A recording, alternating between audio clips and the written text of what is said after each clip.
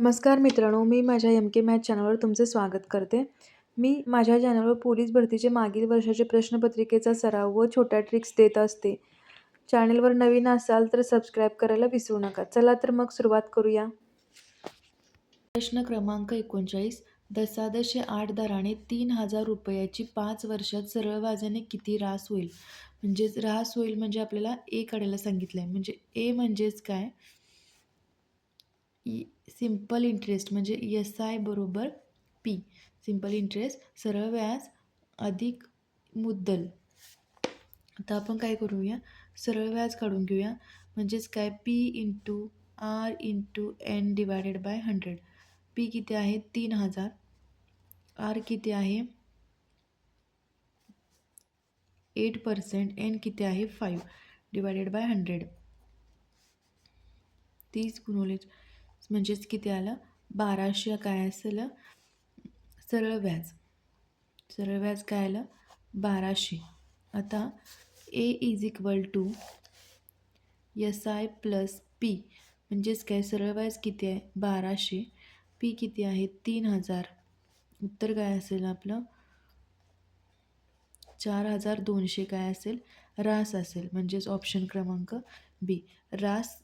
Option क्रमांक बी. प्रश्न क्रमांक 40. सूरज एका आठवड्यात 315 रुपयाची बचत करतो व प्रत्येक दिवशीची बचत ही पूर्वीच्या दिवसापेक्षा 5 रुपयाने अधिक असते, तर तो पहिल्या दिवशी किती बचत करतो? आता आठवड्यात दिवस किती असतात? आठवड्यात दिवस असतात 7. बचत किती करतोय ती पूर्ण आठवड्याची बचत किती 315. मग पहिल्या दिवसाची बचत x असेल. रोजची दिवसाची बचत किती करतोय? रोजची दिवसाची बचत 5. मग पहिल्या दिवसाची बचत किती असणार आहे x. दुसऱ्या दिवसाची बचत किती असणार आहे x प्लस 5. तिसऱ्या दिवसाची बचत किती असणार आहे x प्लस 5 प्लस 5 म्हणजेच काय येणार x प्लस 10. चौथ्या दिवसाची बचत काय असणार आहे x प्लस 10 प्लस 5 म्हणजेच काय x प्लस 15.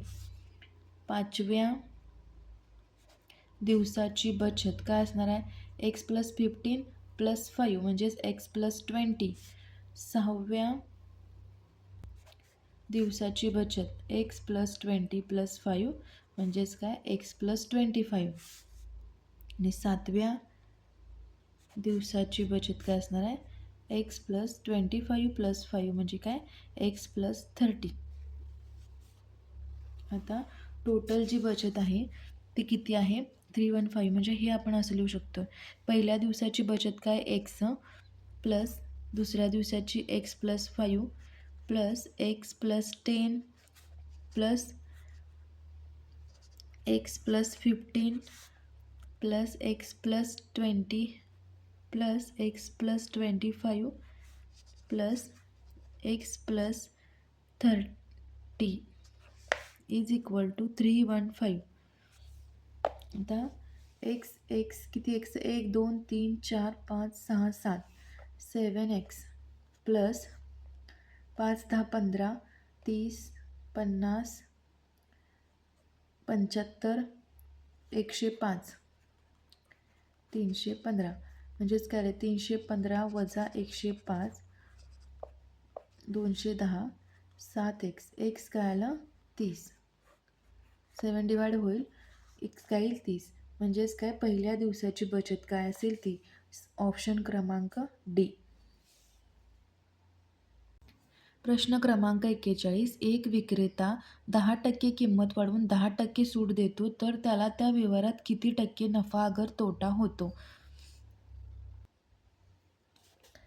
आता एक विक्रेता मूळ किंमत काय वस्तूची, समजा वस्तूची मूळ किंमत काय आहे 100 रुपये, तर 10% त्यानं किंमत वाढवल्या. म्हणजेच काय केल्या 100च्या 10% किंमत वाढवली म्हणजे 100 अधिक 10% गुणिले 100.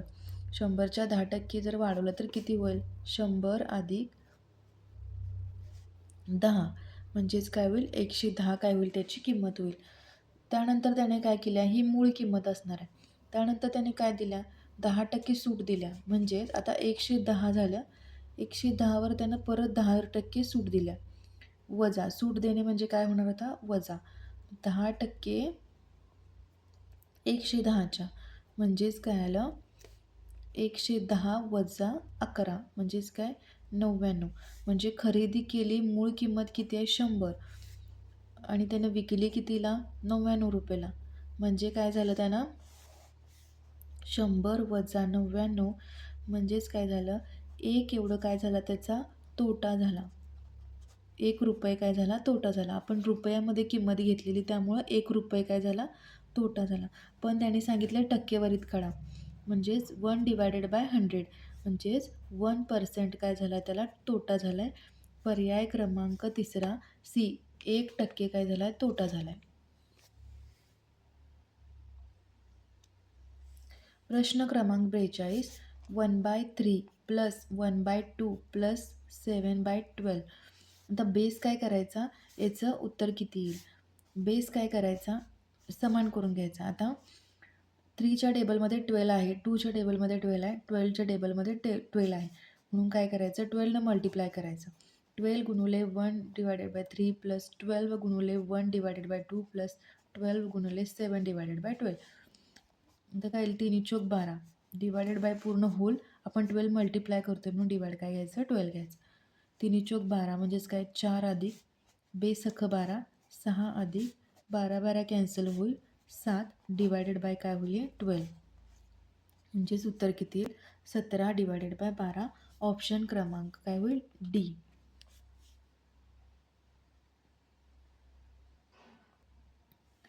प्रश्न क्रमांक 43 4 divided by 5 divided by 6 divided by 7 is equal to किती? म्हणजेच काय येईल उत्तर? 4 डिवायडेड बाय 5. आता डिवाइड हे असताना आपल्याला मल्टिप्लिकेशनमध्ये घ्यायचं असेल तर कसं होणार? 7 वरती जाणार, 6 काय होणार? खाली येणार. मग 2 दुनी 4 2 त्रिक 6 म्हणजेच काय येईल? 2 गुणुले 7 डिवायडेड बाय 5 गुणुले 3. उत्तर काय असेल? 14 डिवायडेड बाय 15. ऑप्शन क्रमांक सी. प्रश्न क्रमांक 44 23 किलो गव्हाची किंमत 460 रुपये होते तर 39 किलो गव्हाची किंमत किती? 23 किलो गव्हाची किंमत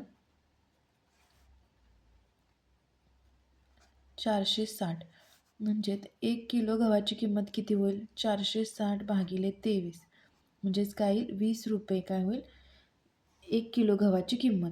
आता 39 किलो गव्हाची किंमत कसं येईल? 39 गुणुले 20 म्हणजेच काय? 780. ऑप्शन क्रमांक सी. अशा भरपूर प्रश्नपत्रिकेच्या सरावासाठी माझ्या चॅनलला लाईक आणि सबस्क्राईब करायला विसरू नका. थँक्यू.